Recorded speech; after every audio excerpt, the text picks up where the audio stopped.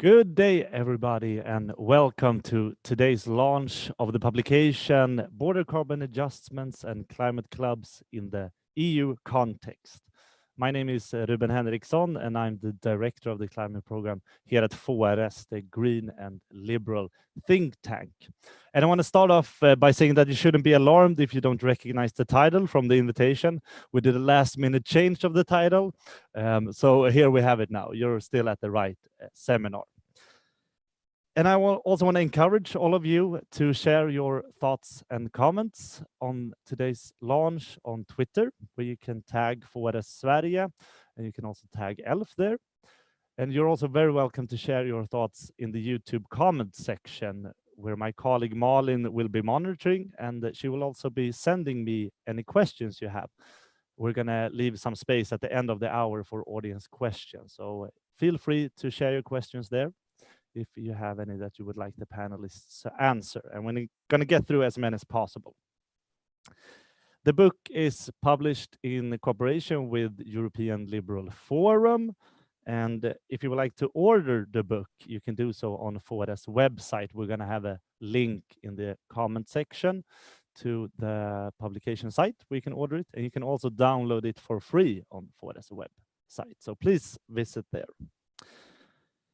Okay, so border carbon adjustments, or BCAs, as we will be saying today, and climate clubs is what we will be talking about today. And the European Commission is going to adopt a proposal for BCAs in the second quarter of 2021. So the topic is really very new, or very on topic this seminar, I would say.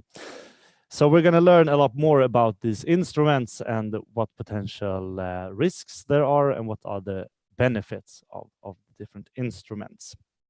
And with me today, I have Rikard Forslid, who is the author of the publication. He is a professor in economics at Stockholm University and specializes, among other things, in trade and environmental economics. And we also have Fredrik Gieselman with us, who is the trade policy advisor at the Swedish National Board of Trade. Pamela Kampa, who is assistant professor at Stockholm School of Economics, and she does research in the field of political economy, environmental economics, and gender economics. We also have Haro van Asselet with us today, and Haro is a professor of climate law and policy at the University of Eastern Finland, and is also a researcher at Stockholm Environmental Institute and a well-known expert in BCAs. So that is our panel for the day. But first, we're going to get an introduction from ELF, and I'm going to give the floor to Miloš Hudun. So over to you, Miloš. Thank you so much. Thank you so much, Ruben. Thank you so much, FORS. I would like to welcome you on behalf of the European Liberal Forum of ELF. For those of you who has never met ELF before, this is a think tank and a foundation of the ALDE party, working closely with the liberal group in the European Parliament, the Renew group. And it's an organization, a foundation that gathers over 50 foundations and think tanks all over Europe, including FORS, who is our great partner in Sweden and our host of this event.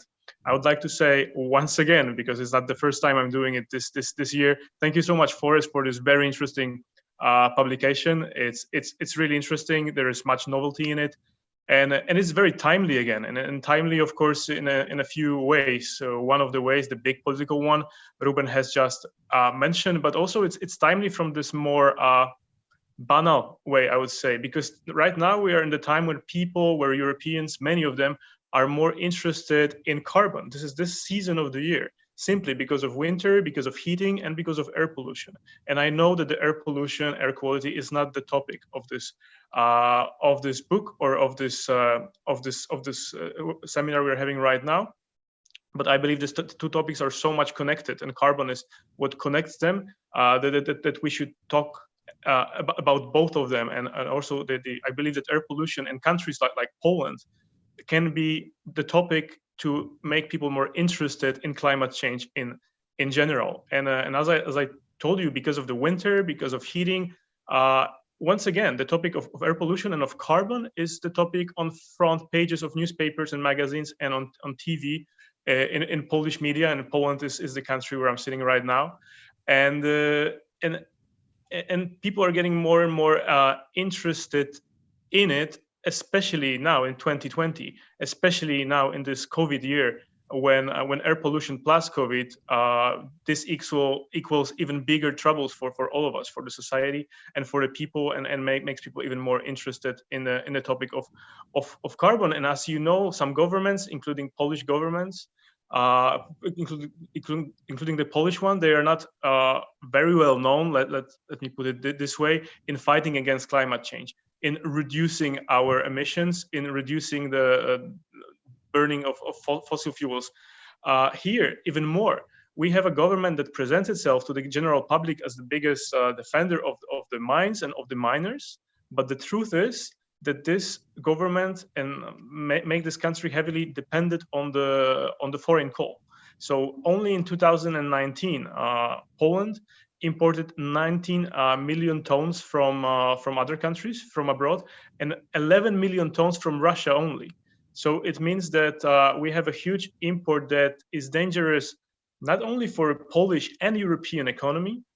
We have these tons of coal imported that is dangerous not only for Polish and European security, but is of course also very dangerous for our efforts, the European ambitions to fight climate change and its consequences.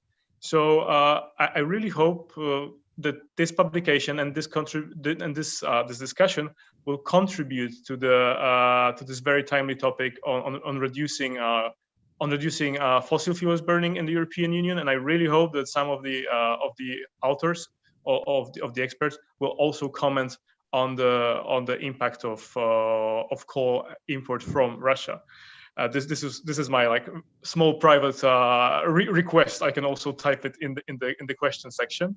And once again, thank you so much, Forrest, for this very interesting and very timely publication. And I'm wishing us all a very fruitful discussion. Thank you so much.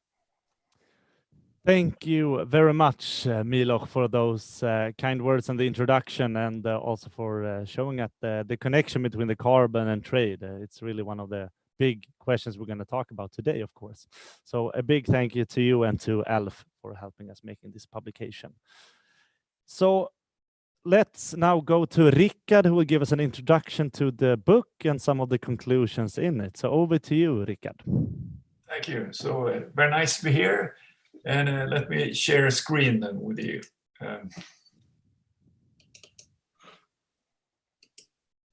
This does it work? Works perfectly. Great. So so this is a paper on border carbon adjustments in the EU context. But before going into that, maybe let me give a little bit of a quick motivation. In some sense, maybe you don't need any motivation, but anyway. So this is a picture from UN's climate panel 2011. So it shows the dark, look at the dark part of these bars. That's how much of the fossil fuel that we've burned from the start of the Industrial Revolution till now, or till 2011.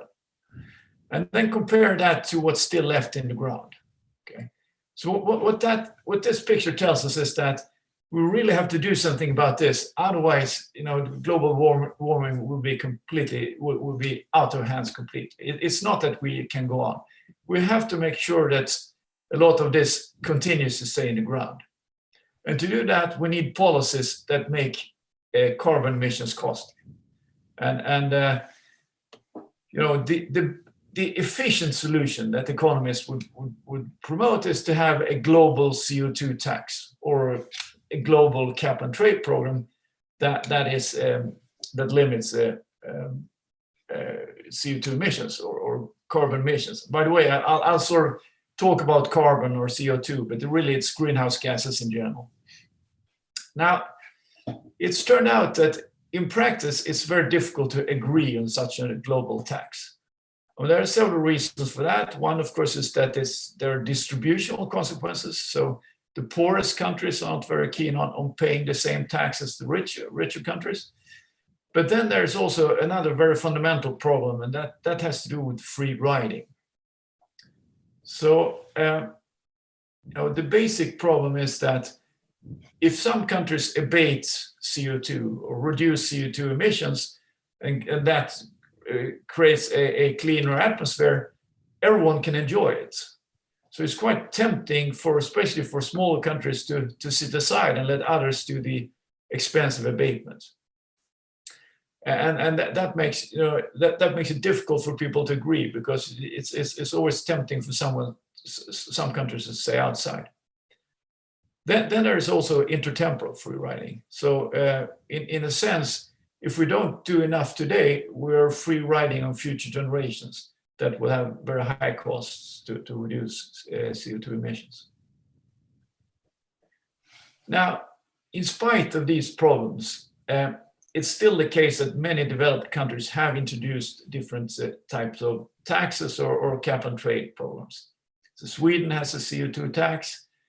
EU has a emission trading system, which is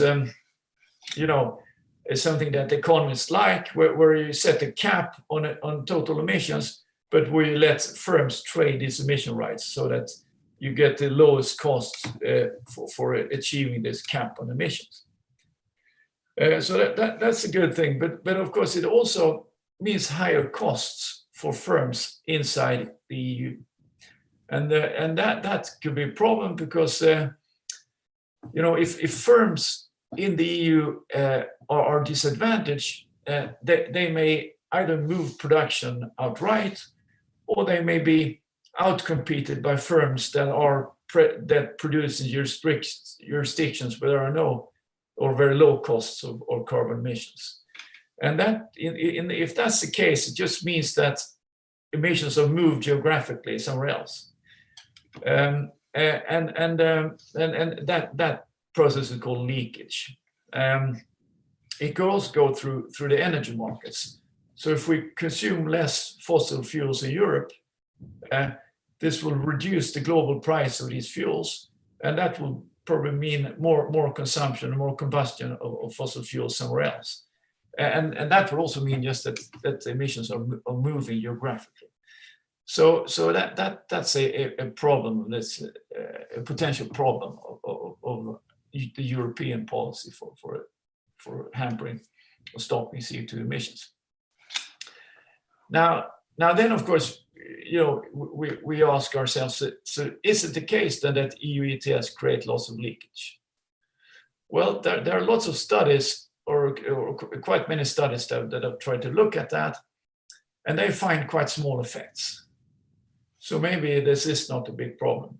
Well, I think that in fact, this is because these studies, the system was introduced in 2005, and the first 2 years, the price of emission allowances was basically zero, because there was, the cap was not stringent enough. And then in the second trading period, the cap on emissions was a little bit stricter. There were fewer emission allowances, so prices went up first. That's what you can see in the figure. But then the financial crisis hit, and production fell so much that emission allowances were not really needed. And again, prices became very, very low.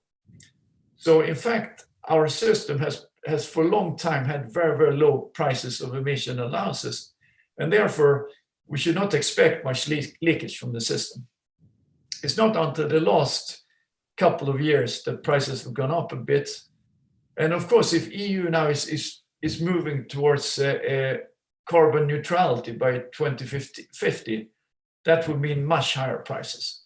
So this problem of leakage will be much more pertinent in the future. So that's I think we cannot discard leakage just on these present studies, because they're looking backwards during a period when the emission costs were very low in Europe. Right. So what could be done then if European firms are being outcompeted?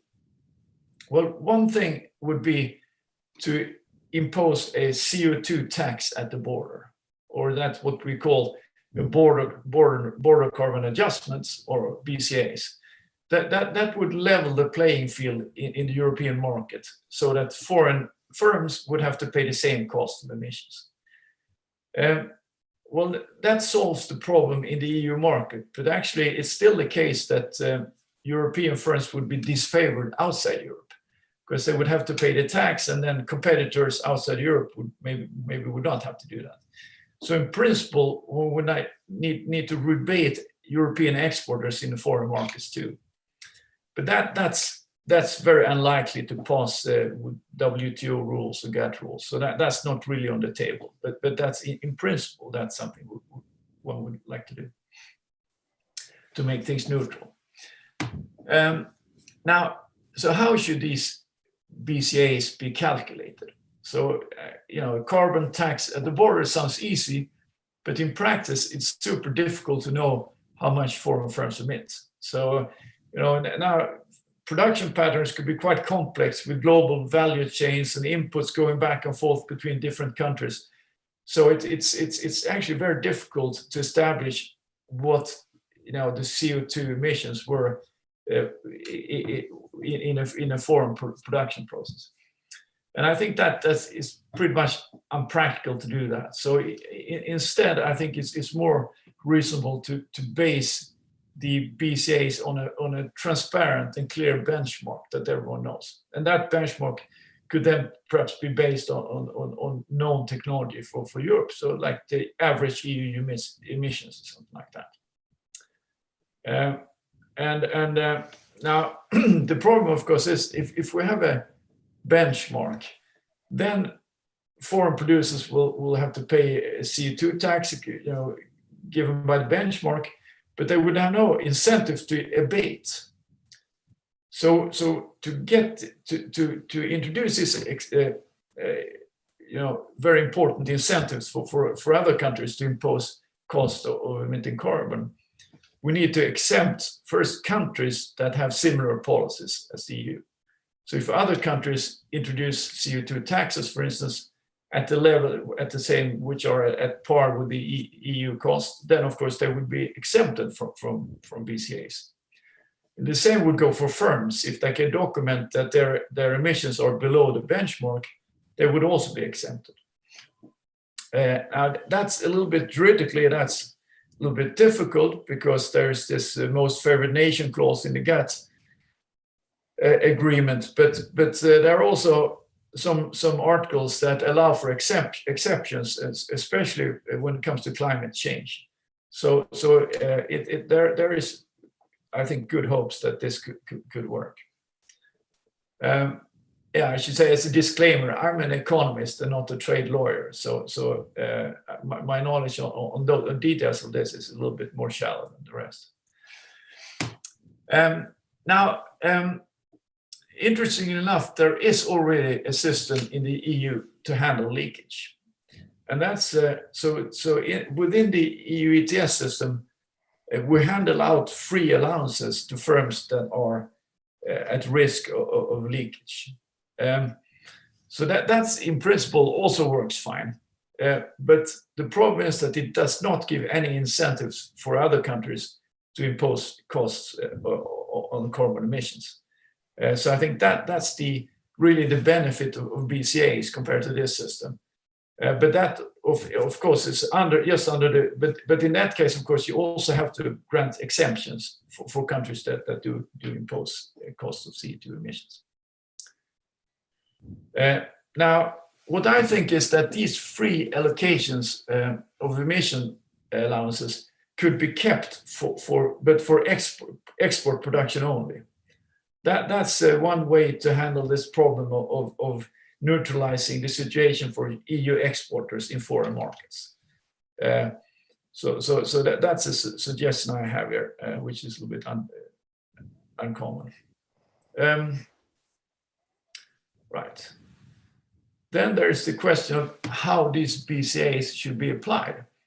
So it's been suggested that because the global value chains or the value chains in some industries are so complex, we should just have BCAs on sectors where these value chains are short, so we can establish the CO2 emissions, foreign CO2 emissions. So I don't believe in that. I think that we should instead use a benchmark, so that a transparent benchmark, and then apply this broadly on sectors, because everything you want, in principle, I think you want few exceptions and as simple and transparent framework as possible to prevent protectionism, because this is a real problem and a real risk that has sort of led many economists really to be very much against BCAs, namely that they think that this will lead to protectionism, and it resembles this anti-dumping procedures that we have in the GATT, which is really just an instrument for protection. So to avoid that, I think use a clearly stated and transparent benchmark, for instance, based on average EU emissions, and avoid exceptions, and try to make this as broad coverage as possible. Right. Then one related question, there is this thing with climate clubs. So I'm really, in principle, suggesting a climate club. So a club theory is an old theory in economics, but very small. So this is about how, a club, for instance, a swimming pool with a membership fee should be designed. How big should the fee be, given that you don't want too much crowding in the pool and stuff like that. You could use sort of this theory for climate clubs. Now, there is something particular with climate clubs, though, and that's that free air is not rival. So in a swimming pool, more members will just crowd the pool, but that's not the case for atmosphere. So you want as many as possible in the club. And the other problem is that even non-members will enjoy the benefit of the club, namely cleaner air. So this means that there must be something else that motivates membership in the club. And the academic literature has suggested that it could be shared R&D and stuff like that. I'm quite skeptical to how that would work in practice, or if that would be enough to motivate carbon clubs. Another very famous suggestion is Nordhaus 2015, which says that we should instead introduce just a broad tariff on all imports. And that would mean if you don't join the climate club, you're going to have these tariffs. That's going to work as a motivating factor for sure. But the problem is that it's not allowed under GATT. So this would require changing trade laws, and Nordhaus acknowledges that. So what I suggest there is something milder. It's just that these BCAs would be removed that are more easily acceptable by trade law, that they would be removed for countries that adopt the same climate standards as the EU. So that's sort of a club based on BCAs. Right. So just to summarize, the suggestions that come out of here is first, important to avoid protectionism. So the system should be kept simple and transparent, a clear benchmark, and few exceptions, broad application. Second, I suggest keeping free emission allowances for export only to level the playing field also outside Europe. Third, to incentivize other countries to adopt climate policies, it's important to allow for exemptions for countries that have similar climate policies and for firms that can document that they are below the benchmark in terms of emissions. And finally, the poorest countries should probably be excluded from the BCAs because of distributional reasons. Right. Thank you very much. That's, I guess I'll stop share at this point. Perfect. Thank you so much, Rikard, for the introduction to the book. And I think you highlighted the key interesting parts really well in the book. And I especially like the combination of the BCAs and the climate clubs, how those two policies can work together in this setting to both avoid carbon leakage, but also incentivize other countries to also try to abate their emissions to avoid the BCAs. I think that's a really interesting point that you're bringing up and an interesting suggestion. I would like to bring Fredrik Iseman into the conversation as well, and he's going to give some thoughts and comments on the book and on BCAs as well. Fredrik is, as I previously mentioned, a trade policy advisor at the Swedish National Board of Trade, and he has also done a lot of work on BCAs. So Fredrik, what do you think of the publication, and what are your comments on Rikard's suggestions in it? Yes, thank you, Rikard, and for the presentation, and thank you, Ruben and Forrest, for inviting me to this event. I would like to echo previous speakers that this is a timely event, as we know that the Commission are working with a concrete proposal on how to actually design a BCA or CBAM, as they call it. So it is really good to continue to raise awareness of this topic at the moment. And just as you said, Ruben, we at the National Board of Trade actually conducted a similar analysis last year, and many of the dimensions covered in this book was also analyzed by us. So I won't say too much about all the relevant aspects that are brought up in the book. In our analysis, we had a bit broader perspective and focused a lot more on the legal aspects, so the compatibility with WTO law. But when analyzing the rationale and design of BCA, some key questions needs to be answered, and Rikard went through some of them. And for example, what is the purpose is one key question. Should some countries be exempted, as Rikard said? Which products should be included? How can one measure third country emissions? Should free allowances be abolished or phased out or kept to some extent? What to do with the revenues, etc. What price should be paid for imported goods? Should it include some kind of export rebates? And I think that all of these questions needs to balance the economic and climate mitigation efficiency and compatibility with WTO law, of course, and also the acceptance of other countries. And just as I said, most of the questions I just mentioned are discussed in the book and also comes up with proposals on how to handle them. I would like to focus and elaborate a bit more on two of these issues that from my point of view might be the most difficult to solve and that might both create problems for the efficiency of the measure and as well as problems with WTO law. And that is the possible inclusion of export rebates, as Rikard talked about previously, and also what price that should be paid at the border, which I think it might be the hardest nut to crack here.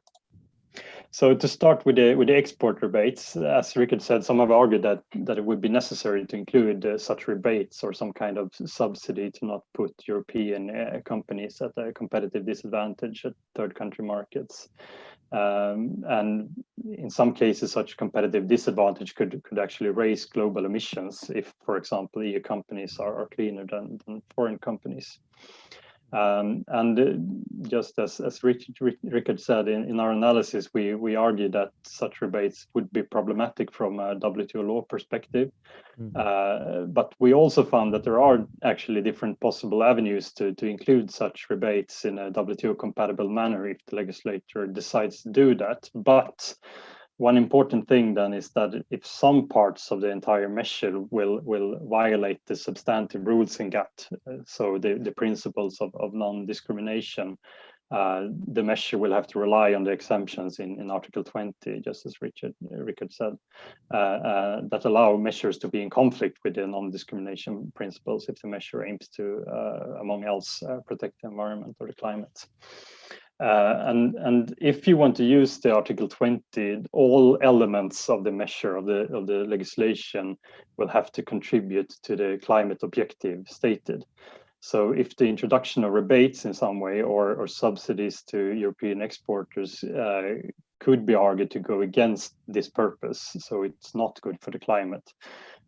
So if the export rebates could be argued to increase the emissions, the entire measure might not be compatible with WTO law. So the inclusion of export rebates as some kind of subsidy, or as well to keep the free allowances, could be seen as a subsidy in accordance with WTO law. But this is a very important question that needs to be handled further. And then the other interesting question is regarding what price importers should pay, or the imported goods should pay. And we argue that instead of what Rikard said, that to exempt countries that have a price on emissions or do enough in some sense, we argue that it would be better if the measure include all countries except least developed countries, and rather allow companies that export to the EU to show if they have already paid a carbon price at the country of production. So, for example, when a company is exporting to the EU, they can show that they have already paid the price of a certain amount and to be able to make deductions for that amount. So if the EU emission price is 25 euros and a foreign company have paid 10 euros in their home country, they only have to pay 15 euros per ton when they sell to the EU. But it is not this simple, actually, because most countries do not have an explicit price on carbon, but they may have other types of instruments that aim to reduce emissions in some way. And these are implicitly creating a carbon price. So it could be both be seen as kind of unfair between countries and also go against previous outcomes in WTO case law if a measure only would allow for deductions for price-based instruments. And there is actually a famous WTO dispute, the US shrimp case, where a panel concluded that it's not possible to require other countries to adopt exactly the same kind of measures. There you can think of a price on emissions, but rather measures that are comparable in effectiveness. So we believe that it might be important to provide a possibility for companies from countries with other climate policies as well to be able to make such deductions. But then another question rises: how can we put a price on regulatory measures in a transparent way, such as, for example, demands to use specific techniques or other types of measures?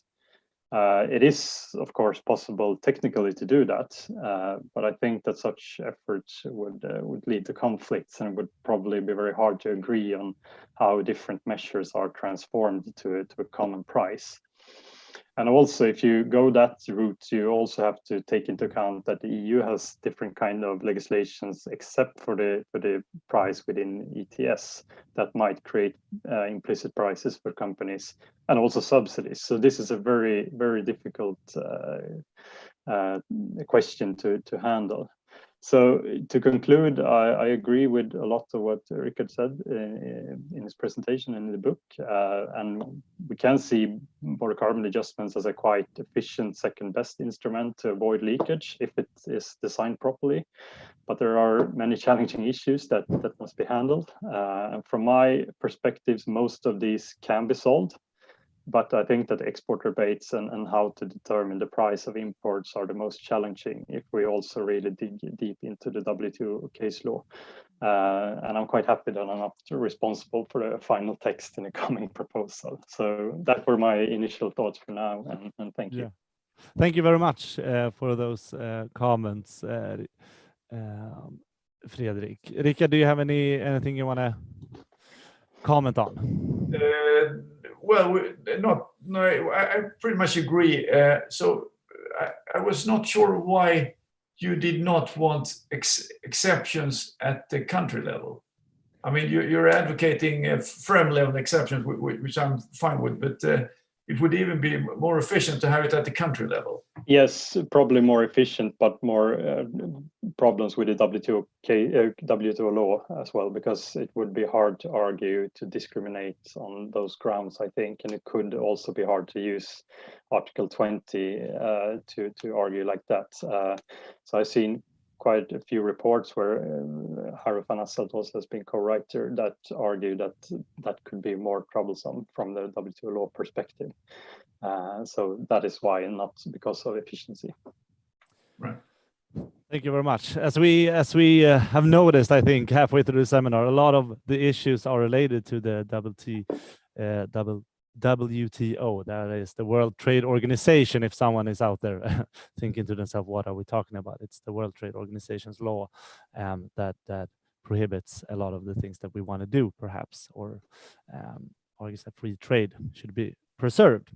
But thank you so much. We're going to get back to you shortly, Fredrik. But now we're going to go to Pamela, who is an assistant professor at the Stockholm School of Economics, and see what comments you have, Pamela, on this publication. Yes. Hi, everyone. Yeah, thank you very much. First of all, I'm not a trade economist, so really my research is not focused. Of course, being an environmental economist, I'm very much familiar with the topic, but not from a trade perspective. So I thought that Rikard's book was excellent in clarifying a number of points, principles. So thank you so much for giving me the opportunity to read it. So a couple of comments very much inspired by my environmental economics background. So first of all, one thing that I think the book pushes is that really, we talk about carbon border adjustment as a way to prevent carbon leakage, but within the European Union, we do have a system to address carbon leakage, which are the free permits, at least within the ETS. So really, this policy, the goal of this policy, primary goal, will be to make sure that other countries outside of the EU adopt climate policies that have objectives that are as ambitious as the ones within the European Union, which, on the other hand, potentially will lead us to then reduce the amount of free permits that we use within the ETS. And I don't know if I get this right within among the suggestions of the book, because then we will always only focus on exporters. And I think that one discussing the pros and cons of this policy could also consider the benefits of reducing the amount of free permits that we're using within the ETS, because economists will tend to think in principle that we're not worried about free permits versus permits that are auctioned, because the marginal cost of abatement for firms would always be the same. But there is research, for instance, from Ralph Martin and co-authors, that shows that handing out permits for free does reduce the dynamic incentives to innovate and to do research and development to adopt clean technology. So I think that could be another bullet points in favor of the carbon border adjustment, and also paying. So the money that comes in the European Commission budget from selling permits is money that can be used to reach a number of objectives. This is not my point. Other economists have pointed out that this money can be basically raised at a social cost, which is likely lower than alternative ways of raising funds. So this is something that I think could be added to the discussion. Another thing, I mean, this is very much based on my background as an environmental economist. When we discuss carbon leakage, of course, policies to address carbon leakage or policies such as the carbon border adjustment or clubs, as we are saying, they imply also some costs, some difficulties. And when we, in a traditional economics approach, when we try to weight these costs and benefits, I think I wonder whether there is a sense in which we might allow a bit of carbon leakage without worrying too much about, of course, we are watering down very much the climate effort at the EU level, but one thing we need to keep in mind is that when dirty production, dirty manufacturing relocates outside of the EU, we are at least reducing local emissions, which are extremely detrimental for human health and the environment, local pollution. So that's something that potentially we will benefit from. And yes, and the final thought that I had, this actually came to me while reading the entire book as a European citizen, someone who lived across several European countries and very much in favor of the European project. I think this book is a bit of a manifesto also in favor of doing things the European ways, or just the whole discussion about carbon border adjustment or climate clubs, because it's going to be extremely important at the negotiating table what we are bringing there. It's totally different going to the negotiating table as the second consumer market in the world versus going to the negotiating table as Italy, Sweden, or France, etc. So I think there was a good message that I got also from this discussion. So this is all from me as initial thoughts. Thank you very much, Pamela. And of course, you're absolutely right. I mean, this is the part of the European project, right? If we want to show the world that it is possible to work together with the climate change issues, I think we need to move ahead in the EU and really show that it's possible to agree on instruments to abate emissions both locally and optimally also globally. Yes. Rikard, any comments from you? Yeah, I agree with you. This illustrates exactly the importance of EU, right? You have to be large to do this, and you have to cooperate. So this is emissions like this, especially the CO2 or greenhouse gases. It's a global problem. You cannot do it yourself. So the suggestions here are not. They're primarily about that. So local emissions are a little bit different. So as you say, leakage helps. It will reduce local emissions in Europe, but you just move it somewhere else. On the tax revenues, I haven't talked so much about that. I'm a little bit wary about those arguments. I think that most economists would say that things you should tax inelastic tax bases. So maybe real estate tax would be more efficient, stuff like that, than taxing. So I'm not sure about that argument, but anyway, thanks a lot for the comments. I'll think about that. Thank you very much.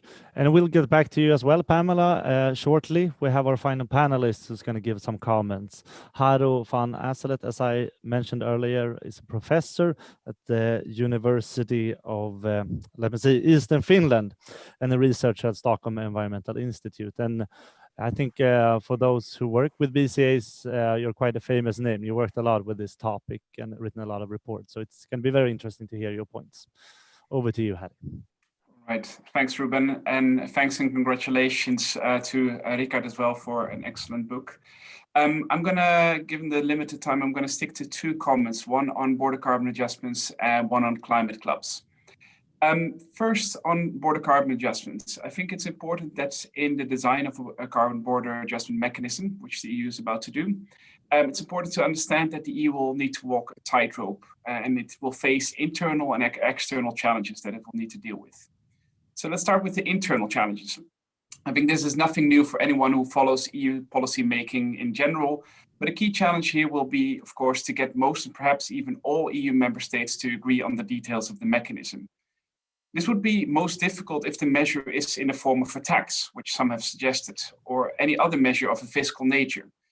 The discussion right now in Brussels is primarily about including the emissions from imports in the EU ETS. But if this is a fiscal measure or not, it's still an open question. But if it is a fiscal measure, it will be difficult. And EU leaders actually have hinted at the fiscal nature of a measure when they said that the revenues of the mechanism should be used to fund the recovery from COVID-19. And this would mean that the measure as such would need to be adopted unanimously, which is a tough hurdle to pass, I would say, on any issue, but especially on a controversial issue like the carbon border adjustment mechanism. Now, at the same time, we also need to think about external challenges. And one of the external challenges is that the EU needs to make sure that the measure avoids retaliation by other countries. And already several countries right now have raised the issue diplomatically, including at meetings of the World Trade Organization, of the WTO. And I think these should be seen as shots across the bow at the moment. And they should be seen in the right context. And of course, a country that will ultimately be hardly affected by the measure will not retaliate. And the adoption of the mechanism as such also doesn't mean that there will be a WTO challenge automatically. At the same time, the EU has found out in the past that trade partners can react quite strongly if the EU tries to address emissions that take place in other countries. Already a decade ago, the EU decided to include emissions from international flights in the EU ETS. And other countries reacted very strongly and also in concert, in conjunction with each other. So we had the US House of Representatives adopting an anti-EU ETS bill. We had China canceling Airbus orders. And we had Russia denying flight permits to Finnair, to just give you some examples. But in addition to such reactions by trade partners, the EU will also need to take into account the implications for international climate change negotiations. And developing countries in particular will not see the EU as an international climate leader if it adopts a measure like the CBAM that somehow shifts the cost of climate action back to these countries, especially when there's already quite a strong perception in these countries that the EU is not meeting its obligation when it comes to providing climate finance. And these internal and external concerns might interact with each other in quite complex ways in the design of an EU carbon border adjustment mechanism. For instance, member states might want to retain the revenues of such a mechanism, while conversations with other countries might actually point to using the revenues for international climate cooperation. And it's important to realize these politics, because I think a misstep on this tightrope might quite easily lead to the design of a mechanism that will either not achieve its environmental goals or that might be vulnerable to a WTO challenge. So if we see here as an example, the exclusion of some sectors might actually reduce the effect of carbon leakage. Or it might be that some member states and industries successfully push for the continuation of free allocation on top of border carbon adjustments, which might make a WTO challenge more likely. Now, I'm a lawyer by training, and we can assess the likely legality of border carbon adjustment all we want. Likewise, economists can model the likely welfare effects or the environmental effects of a measure, but ultimately the design of a measure will be a process of a political process within EU, taking into account also its external relations. And I think it's very important to keep in mind the political economy of border carbon adjustments in any analysis. Then moving on to the second point on climate clubs. Very hot topic these days as well, particularly, of course, given that we have Nobel Prize winner Bill Nordhaus talking about this issue, as Rikard was already mentioning in his presentation. But I think it's also here important to keep in mind the link between some of these theoretical suggestions and the real world of international cooperation on climate change. And I admit I was a little bit surprised in the book section on climate clubs in practice that we actually do not see any discussion of a practical example of a club, but rather the discussion of the Nordhaus proposal. This raises the question of whether climate clubs actually exist. Then maybe if we follow the narrow definition from economic theory, maybe we can actually point to one club that might exist that focuses on climate change, which is the EU itself. Of course, we can question the stability of this club after Brexit, but even then, there's arguably a lot of the criteria of a club that the EU in itself meets. But if we adopt a slightly wider definition of climate clubs and also focus on what some have called pseudo clubs, and we're talking here about clubs that may have fluid membership, including also non-state actors, but also clubs that have not necessarily very large benefits. And then we actually see a lot of activity already. And Sweden, interestingly, is involved in quite a lot of these coalitions, which focus on cooperation on specific climate change mitigation technologies, on options and policy instruments. And just we can think about, for example, the Carbon Pricing Leadership Coalition, the Climate Clean Air Coalition, or the Friends of Fossil Fuel Subsidy Reform. All of these are involving Sweden at the moment. While these types of coalition may be less immediately effective in terms of emission reductions, may fly more under the radar than a club with punitive tariffs on high carbon goods, they're also, I would say, decidedly more realistic. So rather than asking how a club of carbon markets could look like with BCAs, I think a better starting point would be to focus on existing cooperation on carbon markets, for example, under the auspices of the World Bank, and see how that could be transformed into a climate club in the long run. And also, rather than looking at or asking questions about how we can change trade law to make a climate club like Nordhaus has proposed possible, I think a much more pertinent question is, for example, to look at how to revive stalled negotiations on environmental goods. So just to be clear, I fully agree also with Professor Kampa and with Professor Forslid in his book that the EU has a major role to play given its market size overall. But I think it will also be important to look at some of the options that are right in front of us and right in front of the EU and see how we can link the existing forms of cooperation to these more advanced theoretical proposals. And that's it. Back over to you, Ruben. Thank you very much, Haro, for those insightful comments. And the discussion about the climate clubs and the broader definition of them is really interesting, and what we already are doing and what is proposed perhaps as a climate club. Rikard, any comments from you? Thanks. I agree. I think it's very interesting to hear. Your knowledge is very much complementary to mine. So you probably would need one lawyer and one economist to do this really properly. So, but thanks for that. I think it's very interesting suggestions. Yeah. Thank you very much. So let's bring everybody back on the screen, and we're gonna look at some panel questions and some questions from the audience. And I thought we would start with one clarification, perhaps, of what we've been talking about, and it's about BCAs are basically about putting a price on imported carbon. I mean, that's the basic idea of the BCA.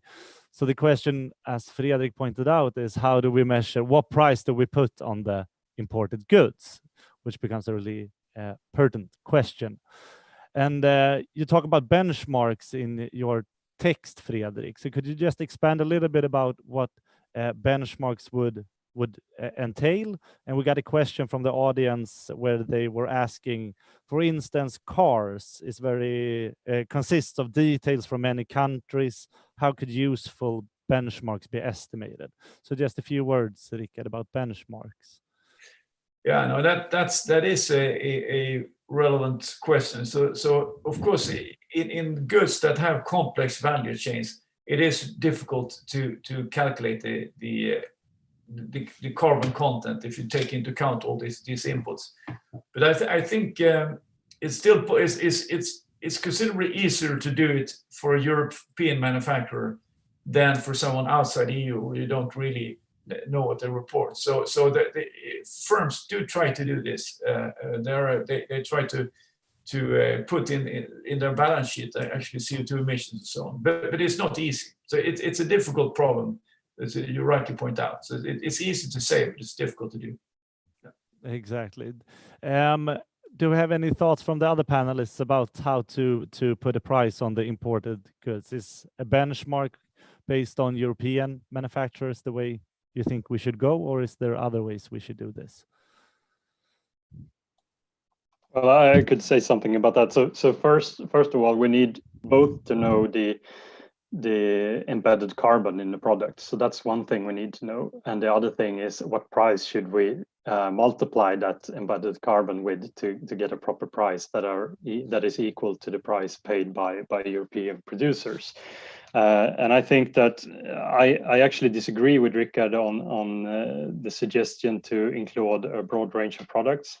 I think that it would be administratively unfeasible to cover cars and other more complex products, because they might have parts from 70, 80, 90 countries and hundreds of parts which have emitted different amounts in all steps of the value chain.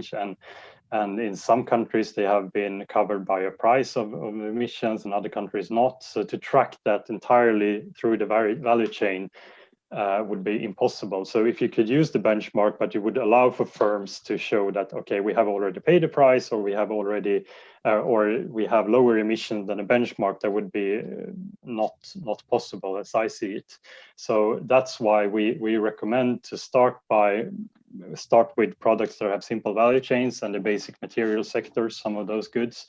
And maybe in the future, if we have more proper data, more countries start to actually measure the emissions in all the steps, that might be possible. And maybe you can use new techniques such as blockchain or something like that to track the emissions in the entire value chain. But at the moment, I think if we want to include the possibility to create incentives for emission reductions and for firms to be able to show that they have actually lower emissions than a benchmark, I think that would be impossible for a car manufacturer, for example. If I may add to that, yeah, and also to respond to one of the other questions that I saw, I think this is also one of the reasons why we probably shouldn't be thinking about applying a BCA to agricultural emissions right now as well, because also there the value chains are very complex. So benchmarks might not be perfect, but at least they give us one way of starting to move forward with the BCA, in the absence of very accurate measurements of the emissions along the supply chains.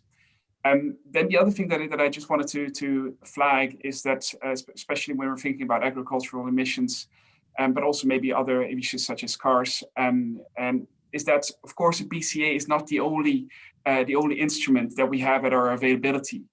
We can think about product standards that try to cover supply chain emissions as well. We can think about all kinds of instruments that European policymakers could be thinking about, labeling, for example, that could also try to achieve the same goal in a much less complex way, and potentially also a much less problematic way from a WTO perspective. So I think while we can talk a lot about BCAs, I think we shouldn't forget that, of course, there are many other instruments available to policymakers as well. Thank you. Did you want to say something, Rikard? Yeah, a comment on this. So even though it's difficult to do these calculations, so I agree with your comments. It's actually there is a lot of research on that. So there are these matrices, so input-output matrices. So it's this is an old method from Russian planning economy, where you invert these Leontief matrices to calculate inputs from some sectors that are from sectors that are from sectors. So there are techniques to do this. So people do it. I mean, it's not perfect, but it's not impossible. So I mean, I do agree with you that it's difficult to get it right, but it's probably not impossible. Thank you very much. And I think it's good that we have some disagreement as well. I think that's why we're discussing this topic, right? That we're going to have to figure out how to do this in practice. We're almost running out of time already. So I just want to go to a question, which I want to try to keep as simple as possible, which simply is, what is the most important factors to keep in mind in the upcoming discussions about BCAs in the EU? Which are the worst risk, or which are the potential risks that we should be really on the lookout for when doing these BCAs, and something to focus on when we read the Commission's proposal and so on? And does anyone want to start with some thoughts, some bullet points on what should we be looking at? I can start. Go for it, Pamela. Yeah, I guess, I mean, from my perspective, an extremely important thing is that the BCA is effective at creating the right incentives for other countries or other firms to adopt policies or emission reduction strategies that are at as ambitious as the European standards. So it's extremely important to pay attention that we don't fail at that objective, because it's the most fundamental reason to have the BCA. Another thing that I think, so the European Union, I guess, wants to see itself as a climate or a climate policy leader. At the same time, we are, or the European Union is considered a development aid superpower. So I think it's critical to try to keep these two objectives together, because for some countries, for the growth of some firms in developing countries, access to the European market is fundamental. So we need to make sure that this objective is kept in mind as well. Thank you very much. Should we go to Fredrik? Yes, I think there are many risks. I think the most important thing is to only have a climate purpose, to not try to protect European competitiveness or something like that, only a climate purpose, even though it's tightly connected, and also to have a very transparent and open dialogue with other trading partners to avoid conflicts, to avoid trade wars and retaliations, because that could damage relations both within trade and within the climate regime. So I think that the Commission should really focus on that. I know they have already started, but put a lot of focus on those issues. Thank you very much. Haru? Yeah, maybe one comment. It's not a factor in the design of a BCA, but it's an overarching point that I think we need to keep in mind, going back to my earlier point on other policy instruments. And that is, again, linking to a question from the chat, is whether BCAs are the best possible instruments to reach net zero, which is not just what the EU wants, but also increasingly other countries. So I think we can have a good discussion about BCAs here and in other forums, but I think we need to probably also broaden the discussion to other policy instruments to really effectively achieve the EU's net zero goals. Thank you very much. Rikard, final comments from you. Yeah, I agree. I think pretty much with Fredrik that my main worry is that this will lead to protectionism. So it could be done. It could happen because our trade partners get upset about it, but it could also happen because the process that protectionistic interests within the EU sort of get an upper hand and starts fiddling with the design of the system. So I completely agree that it has to be. We have to keep, be very vigilant on this point and do it transparent and openly with trade partners and so on to avoid this to result in unnecessary protectionism. So that's my main worry about it. Thank you so much for that.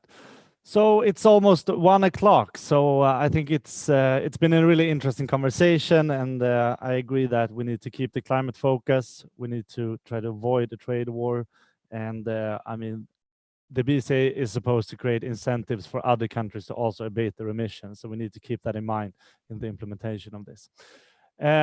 I would like to give a big thank you to Harro van Aselet, Fredrik Iselman, and Pamela Kampa for participating in this seminar. Your input has been really, really valuable, and your comments has been really, really interesting.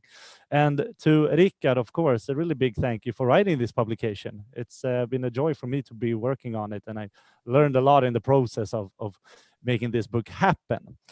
And finally, a big thank you to all of you who have watched. I hope you learned a lot during this hour. If you have any questions, you're very welcome to contact me here at FORS. You can find my email address on our website. And on our website, you can, as previously mentioned, also order the book, and we'll send it to you as soon as possible. So stay safe and stay healthy out there. And I look forward to the next time we can meet. Take care. Bye. Bye-bye. Thank you.